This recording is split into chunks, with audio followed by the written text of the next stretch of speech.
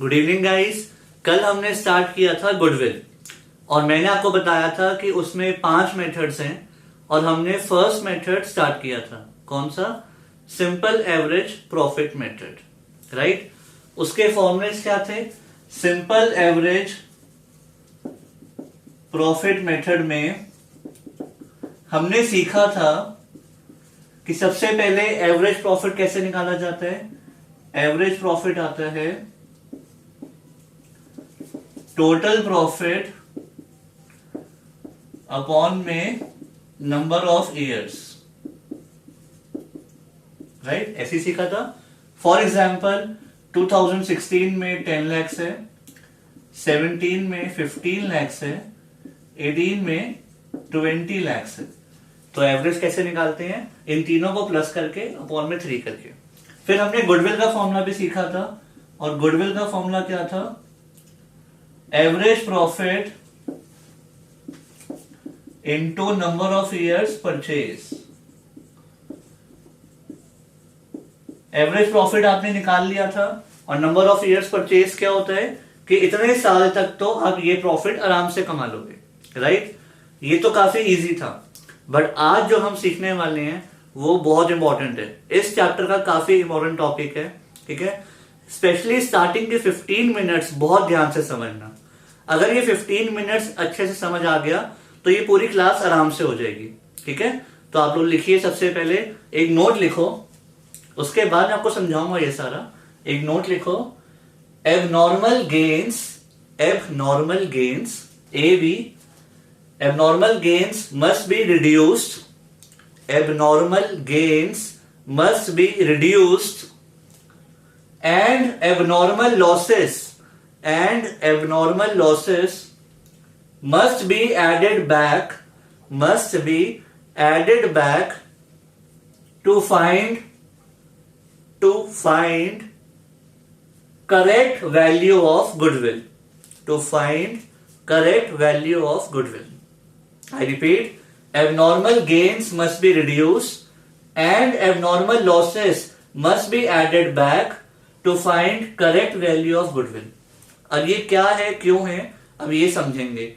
पहले आप इसको मार्क करो, मोस्ट इंपॉर्टेंट, ठीक है। आप लोग लिख लो अच्छे से, फिर स्टार्ट करते हैं। तो चलो अब इसको समझते हैं कि इसका मीनिंग क्या है। बहुत ध्यान से देखना।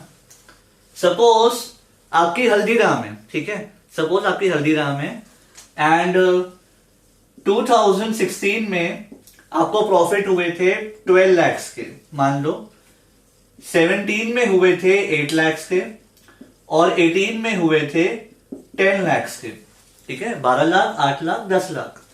अगर मैं आपको बोलूं कि आप अपना एवरेज प्रॉफिट बताओ तो क्या आप निकाल लोगे? बिल्कुल निकाल लेंगे। एवरेज कैसे आएगा? Total profit which is 30 lakhs upon में 3, 10 lakhs। मतलब ऑन एन एवरेज आप 10 lakhs कमा रहे हो हर साल अपनी मिठाई को बेच के। जितनी जाती गुडविल है उसको यूज करके 10 lakhs के अराउंड कमा रहे थे, ठीक है। 2019 में आपका प्रॉफिट आया 25 lakhs। सडनली एक राइज आया, और वो राइज क्यों आया उसका रीजन सुनना। 2019 में आपका प्रॉफिट 25 lakhs आया तो ऑब्वियसली कुछ ना कुछ तो हुआ होगा, या तो सेल बहुत अच्छी हुई है या कुछ और हुआ होगा।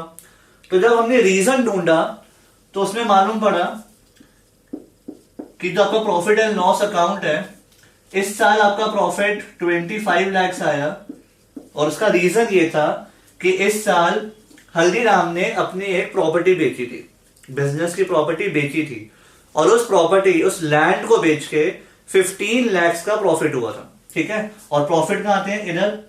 तो यहां पे हुआ था gain on sale of land 15 lakhs। बहुत ध्यान से सुनो भी। अब हुआ क्या, आपने ये लैंड बेचा जिसकी वजह से आपका प्रॉफिट बढ़ गया, राइट। अगर ये लैंड ना बेचा होता, लैंड को बेचना रोज रोज की बात नहीं है, अगर ये लैंड नहीं बेचा होता तो आपका प्रॉफिट कितना आता? देखो, अगर ये लैंड को ना बेचा होता तो इनकम 15 लाख कम होती, तो प्रॉफिट भी 15 लाख कम होता। कितना होता? 10 lakhs, जो हमारे एवरेज प्रॉफिट के बराबर है। पॉइंट क्या है गुडविल देखी जाती है नॉर्मल इनकम से। नॉर्मल इनकम मतलब सेल ऑफ प्रोडक्ट से गुडविल देखी जाती है कि आपकी मिठाई कितनी बिक रही है, उससे देखी जाती है। आपने लैंड बेचा और प्रॉफिट बढ़ गया, चलो मान लिया बढ़ गया, मना नहीं कर रहे, लेकिन क्या गुडविल भी बढ़ जाएगी? ऐसे तो नहीं होता ना। ठीक है, पॉइंट क्या है मेरा, आपने अगर लैंड बेचा, कोई ऐसी आइटम बेची जो कभी कभी बिकती है, वंस अ वाइल, जिसको हम रोज रोज नहीं बेचते, उसकी वजह से प्रॉफिट बढ़ गया, चलो ठीक है बढ़ गया, तो क्या गुडविल भी बढ़ जाएगी? ऐसे तो नहीं होता। तो जब गुडविल निकालनी होगी ना, ऐसे प्रॉफिट्स को हम हटा देंगे, क्योंकि इससे हमारी गुडविल नहीं बढ़ने वाली। समझ रहे हो? तो गुडविल निकालते हुए एबनॉर्मल गेन्स को रिड्यूस कर दो। देखो वैसे गेन्स क्या होते हैं, वैसे तो होते हैं गेन्स और इनकम ऐड होती है, लेकिन अब इनको यहां से हटाना है। क्यों हटाना है? क्योंकि इससे हमारी गुडविल नहीं बढ़ती, गुडविल बढ़ती है प्रोडक्ट को बेच के। तो इसको हटाने के लिए क्या करेंगे? माइनस। क्लियर? एक और एग्जांपल देखते हैं। मान लो 3 साल ये प्रॉफिट्स हुए, ठीक है, और 2019 में आपको प्रॉफिट हुआ 2 लाख का, काफी कम हो गया। तो या तो हमारे प्रोडक्ट की, हमारी मिठाई की सेल नहीं हुई, या कुछ और बात है। तो हुआ क्या था, इस साल के जब अकाउंट चेक करें तो हमें मालूम पड़ा कि हल्दीराम के गोडाउन में आग लग गई थी। ठीक है, फायर लग गई थी और लॉस बाय फायर हो गया था। लॉस बाय फायर था 8 लाख का। ठीक है, तो इससे प्रॉफिट पे क्या इंपैक्ट पड़ा होगा? इस नुकसान से हमारा प्रॉफिट कम हो गया होगा, ऑब्वियसली डिक्रीज हो गया, और प्रॉफिट हुआ 2 लाख।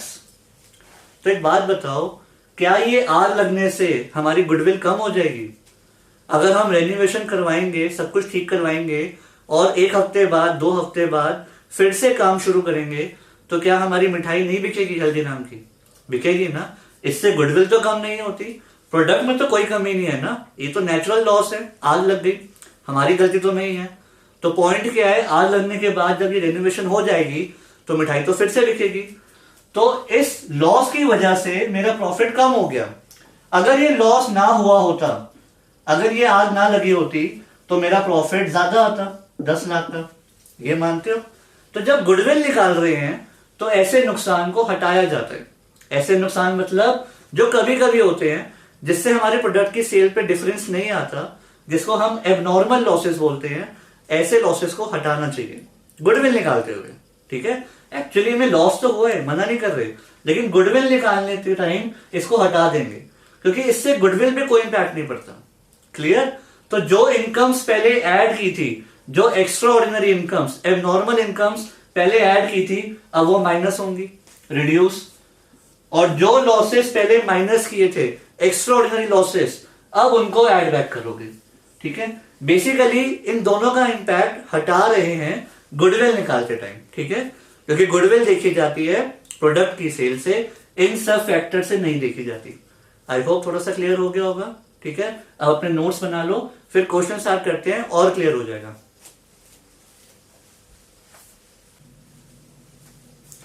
तो क्वेश्चन स्टार्ट करते हैं, आप लोग पढ़िए।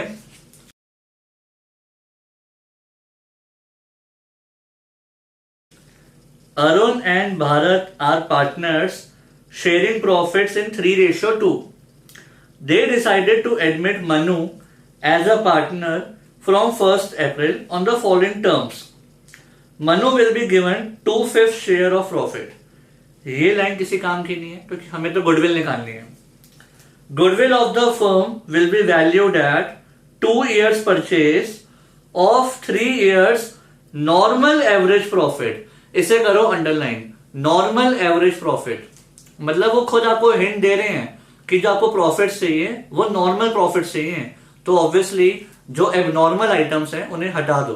ठीक है, अगर नहीं भी बोलते तो भी हटाएंगे। आगे देखो, 3 इयर्स के प्रॉफिट दिए हुए हैं। चलो स्टार्ट करते हैं, पहले आप लोग समझो उसके बाद लिखना। 3 इयर्स के प्रॉफिट आपको दिए हुए हैं 2020, 19 और 18। 2020 का प्रॉफिट दिया हुआ है 30,000। 19 में आपको लॉस दिया हुआ है, लॉस मतलब ब्रैकेट में लिख सकते हो आप, और 18 में प्रॉफिट दिया हुआ है 1,10,000। ठीक है। अब आगे जो एडजस्टमेंट्स लिखी हुई हैं वो देखो। 2020 में लिखा हुआ है profit 30,000 after debiting loss by fire 40,000। मतलब इस साल लॉस हुआ था बाय फायर। ये नुकसान रोज रोज तो होता नहीं है ना, इससे हमारी गुडविल कम हो जाएगी, तो इस नुकसान से प्रॉफिट कम हो गया होगा। तो अब क्या करेंगे, इस लॉस को हटाने के लिए ऐड बैक। ठीक है, लॉसेस को क्या करते हैं, ऐड बैक। तो इसको कर दो ऐड। तो मतलब हमारा नॉर्मल प्रॉफिट इस साल कितना होना चाहिए, 70,000। ठीक है, एक बार यहां देखना। पॉइंट ये है कि हमारा प्रॉफिट 70 का हो रहा था, आपके गुड्स को बेच के 70,000 का प्रॉफिट आने वाला था, बट आग लग गई और आग लगने की वजह से 40,000 का नुकसान हो गया, तो प्रॉफिट आया 30। बट नॉर्मल प्रॉफिट कितना गिना जाएगा, 70।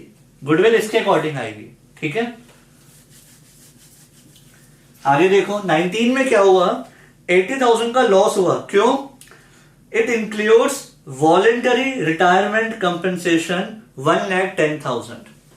सबसे पहले तो इसका मीनिंग मालूम होना चाहिए, वॉलेंटरी रिटायरमेंट कंपनसेशन। अब इसका मीनिंग क्या है वो सुनो। हमारी कंपनी है, ठीक है, अब मान लो आपकी कंपनी में काफी एम्प्लॉयज वर्क कर रहे हैं, उसमें से कुछ एम्प्लॉयज ऐसे हैं जो थोड़े ओल्ड हो गए हैं, ठीक है, और उनकी एज है 55 के अराउंड, 55-56, बट उनको आप निकाल नहीं सकते। रीजन, इंडिया में रिटायरमेंट की एज क्या है, 60, और उन्होंने कुछ गड़बड़ नहीं करी कि आप उन्हें निकाल दो ऐसे। ठीक है, अब पॉइंट क्या है, आप लोगों को चाहिए यंग एंड एफिशिएंट एम्प्लॉयज ताकि वो हार्डवर्क करें। ये लोग इतना हार्डवर्क नहीं कर पा रहे because of age factor, but आप इनको निकाल भी नहीं सकते। तो आपने इनको अपने पास बुलाया, आप इनको बोलोगे कि आप लोग अपनी मर्जी से जॉब छोड़ दो, ठीक है, हम तो निकाल नहीं सकते, आप लोग खुद जॉब छोड़ दो। अब वो लोग कहेंगे सर ऐसे क्यों छोड़ दें, हमारी 5 इयर्स की सर्विस बाकी है, सैलरी आएगी, घर चलेगा। तो आप इनको एक ऑफर दोगे कि आप लोग जॉब छोड़ दो, जो आपकी 5 साल की सैलरी बनती है, मान लो 6 लाख, उसमें से 3-4 लाख हमसे ले लो। ठीक है, तो इससे क्या होगा, वो लोग खुश हो जाएंगे क्योंकि अब तो घर बैठे बैठे कमाना है, उस 3-4 लाख से वो कुछ और कर लेंगे और आप भी खुश हो जाओगे। रीजन, वो लोग गए, अब आप अपने यंग एम्प्लॉयज को ला सकते हो और उनसे हार्डवर्क करवा सकते हो। ठीक है, तो इसको बोलते हैं वॉलेंटरी रिटायरमेंट कंपनसेशन। मतलब आप लोग खुद वॉलेंटरी अपनी मर्जी से रिटायरमेंट ले लो और उसके लिए हम आपको कंपनसेशन दे रहे हैं। ठीक है, तो आप लोगों ने दिए 1,10,000। क्या ये खर्चा रोज होता है, नहीं। क्या इससे गुडविल कम हो जाएगी, बिल्कुल नहीं। तो इसको करो ऐड बैक। अब -80 प्लस 1,10,000, मैथ्स में माइनस प्लस क्या होते हैं, माइनस, साइन किसका आएगा, बढ़ेगा, तो ये हो गया पॉजिटिव 30,000। ठीक है, 1,10,000 माइनस 80, 30 आ गया। क्लियर। लास्ट ईयर क्या हुआ था, 1,10,000 प्रॉफिट हुआ था, including a profit of 30,000 on sale of fix asset. इस साल आपने एक फिक्स एसेट बेचा 30,000 का और आपको प्रॉफिट हो गया, तो क्या उससे गुडविल बढ़ जाएगी, नहीं। इनकम को क्या करते हैं, माइनस, तो इसको कर दो माइनस, तो नॉर्मल प्रॉफिट कितना आ गया, 80। ठीक है, अब इसको सॉल्व करते हैं। ये प्रॉफिट्स काउंट होंगे, ये वाले नहीं होंगे। इन एडजस्टमेंट्स को डील किया, ये आ गए फाइनल प्रॉफिट्स, तो ये हो गया 180। तो एवरेज प्रॉफिट कैसे आता है, टोटल प्रॉफिट अपॉन में number of years. Total profit कितना है, 180 अपॉन में 3, तो एवरेज प्रॉफिट आ गया 60। क्लियर। और गुडविल कैसे आती है, average profit into number of years purchase. Average profit कितना है, 60, नंबर ऑफ ईयर्स परचेज देखो कितना है, नंबर ऑफ ईयर्स परचेज है 2 years purchase of 3 years average profit, मतलब 2, तो गुडविल आ गई 120। तो इन शॉर्ट आपका आंसर कितना है गुडविल का, 120। Average profit 60,000 into 2। क्लियर। इसको अच्छे से देख लो, समझ लो और उसके बाद लिख लेना, फिर नेक्स्ट क्वेश्चन आप ट्राई करना। तो अब आगे करते हैं गाइस, बट ये क्वेश्चन पहले आप खुद ट्राई करो, उसके बाद टैली करना, ठीक है। So start.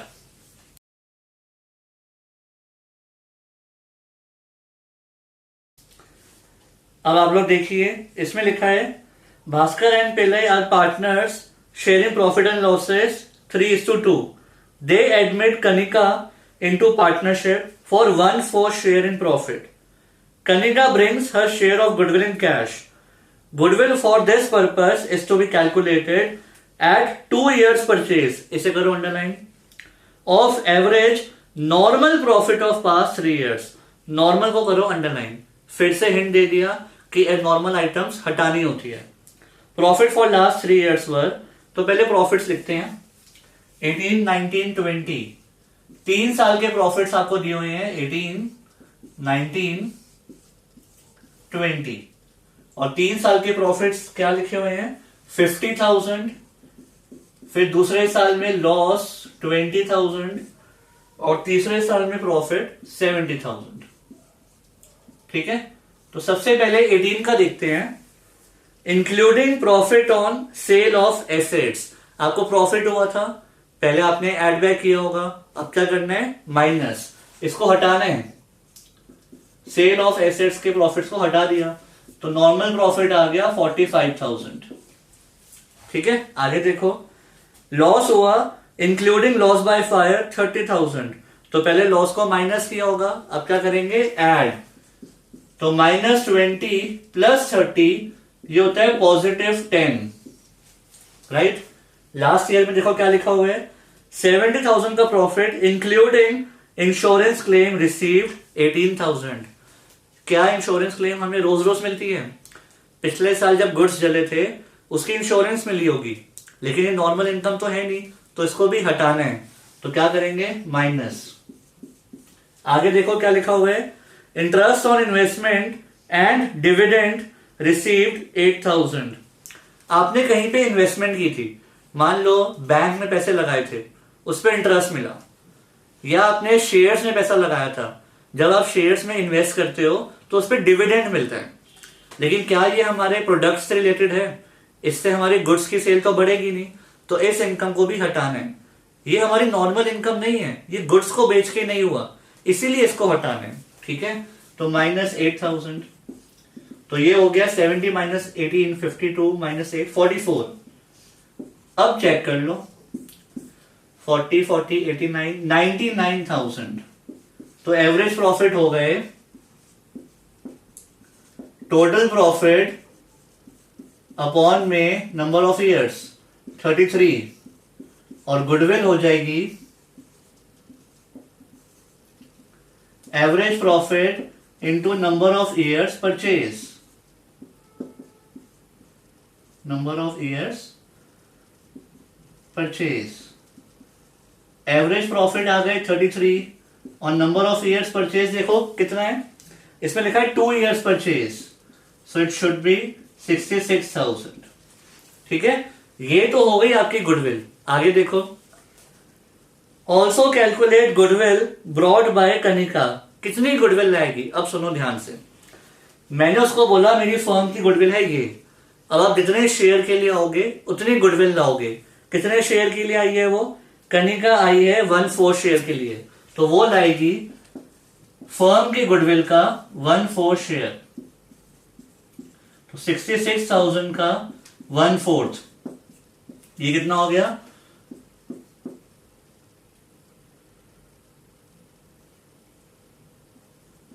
तो ये आपका आ गया 16,500. ठीक है, तो फर्म की गुडविल 66,000, कनिका का शेयर 16,500. आई होप समझ आ गया होगा. लिख लो.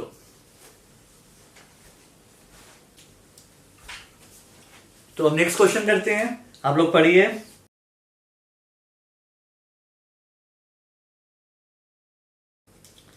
दिव्या परचेस्ड ज्योतिष business with effect from 1st April. Profits shown by Jyotish business for last 3 years were 3 साल के प्रॉफिट्स दिए हुए हैं हमें 2018, 19, 20. 18 का दिया हुआ है 1 लाख, 1,25,000, 112,500। ठीक है, अब पढ़ते हैं आगे। सबसे पहले लिखा हुआ है इंक्लूडिंग एबनॉर्मल गेन ऑफ 12,500। अब तक तो आप समझ ही गए हो कि गेन को करना है माइनस, तो 12,500 को कर दो माइनस, तो ये आ गया 87,500।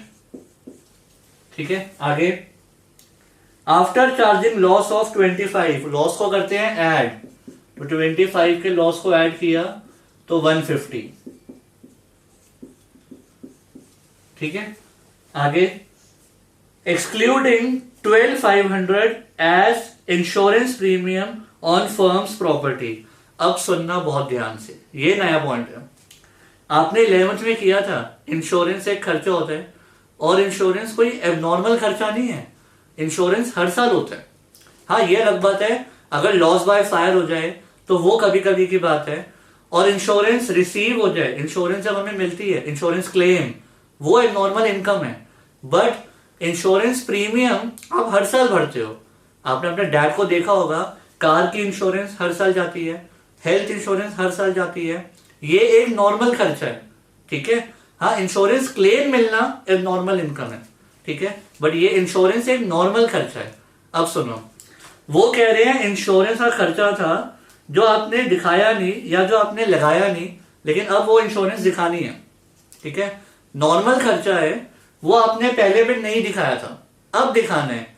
खर्चे क्या होते हैं? माइनस।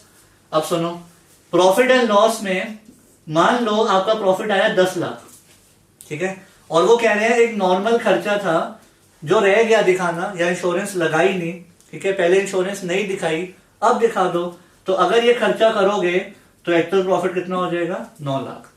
तो पॉइंट क्या है, एक नॉर्मल एक्सपेंस जिसको आपने नहीं दिखाया या लगाया नहीं, तो अब लगाएंगे तो वो माइनस हो जाएगा, कितना? 12,500। ठीक है, तो एक बात ध्यान रखना, ये कोई एबनॉर्मल एक्सपेंस नहीं है जिसको हटाना है, ये नॉर्मल एक्सपेंस है जिसको दिखाना है, नहीं दिखाया था तो अब दिखा दो, तो इससे प्रॉफिट कम हो जाएगा। क्लियर? तो अब करेक्ट प्रॉफिट आ गया 1 लाख। तो इसको सॉल्व करते हैं, तो ये आपका होना चाहिए 250 plus 87,500, 250 plus 87,500, it should be 337,500। ठीक है, तो एवरेज प्रॉफिट आ जाएंगे 337,500 डिवाइड बाय 3, तो 112,500। और गुडविल कितने ईयर्स परचेज की है?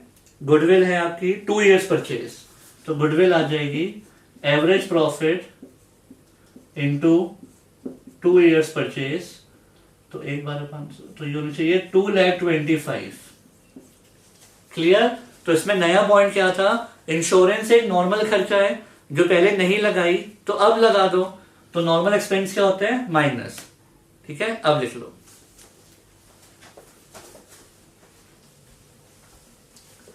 तो अब नेक्स्ट क्वेश्चन करते हैं, बट ये क्वेश्चन पहले आप ट्राई करिए और फिर टैली करना।